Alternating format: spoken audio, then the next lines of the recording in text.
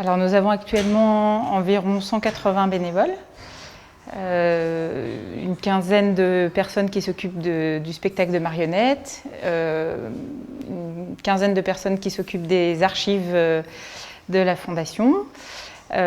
Pour assurer les permanences à la basilique, nous avons une centaine de personnes et également une bonne quarantaine de personnes qui assurent les permanences au musée d'art religieux. Alors ils ont des profils très différents, ils viennent d'univers différents, de professions différentes. Ce qui les anime, c'est leur passion pour Fourvière. Pour moi, je sais pas, toutes ces pierres chantent Marie. Ça correspond à ce que je ressens de Marie. Et c'est pour ça que j'ai dit oui pour venir. J'aime beaucoup la rencontre. J'aime énormément rencontrer les gens parce que c'est toujours inattendu, c'est toujours beau.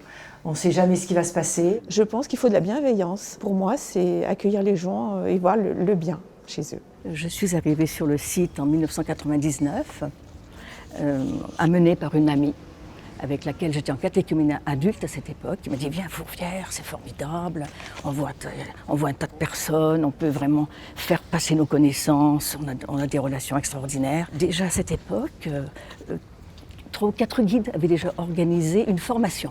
C'est très important à Fourvière, on donne une formation aux guides, ce qui n'est pas le cas partout. Pour moi, Fourvière, c'était une église. Quand on me demandait si c'était beau, je disais bon, ça a son caractère, mais enfin, j'étais pas enthousiasmé. Mais depuis que, par les cours de formation des guides, on m'a fait découvrir toute la richesse de ces symboles, de ces détails qu'on peut voir de partout, ça m'a fait aimer Fourvière sur un plan beaucoup plus mystique que artistique.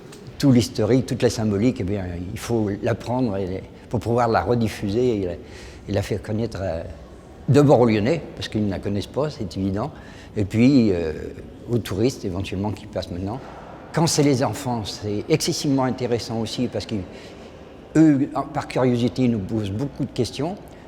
On sent un petit peu ceux qui ont fait un peu de catéchisme et qui se rapportent, qui demandent des renseignements sur la Vierge Marie, sur le bâtiment. Puis d'autres, c'est plus l'historique, la géographie, quand on est au sommet des tours, ce qu'on voit, ce qu'on peut faire. On n'est pas là à réciter quelque chose qu'on a appris une fois, il faut l'adapter toujours au public.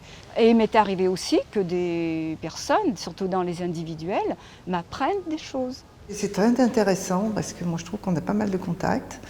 Avec toujours ces visiteurs qui viennent un peu partout et qui nous apportent aussi des informations. Cette mission pour moi elle est très importante parce que j'étais professeure de sciences physiques et j'amenais mes élèves régulièrement chaque année à Fourvière.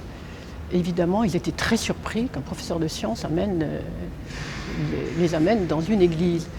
Mais au retour, ils me disaient toujours « Mais pourquoi on ne nous apprend pas? Pourquoi on ne nous dit pas? Pourquoi on ne sait pas ?» Voilà. Et donc pour ma retraite, j'ai voulu m'investir dans ce lieu pour vraiment transmettre l'importance, tout ce que nous dit cette basilique. Je suis une Lyonnaise qui a passé son enfance sur la colline de Fourvière, donc dans ma famille très marquée par la présence de cette basilique. Et puis ensuite j'ai habité dans différents quartiers et à un certain moment, donc j'ai reçu cet appel intérieur à venir servir au sanctuaire de Fourvière. Ce qui m'a frappé, moi personnellement, c'est l'attachement de tous ces groupes à Fourvière. C'est l'attachement, c'est aussi Fourvière, c'est à eux. L'autre élément, c'est que j'ai pu constater combien de belles choses il se vivait à Fourvière.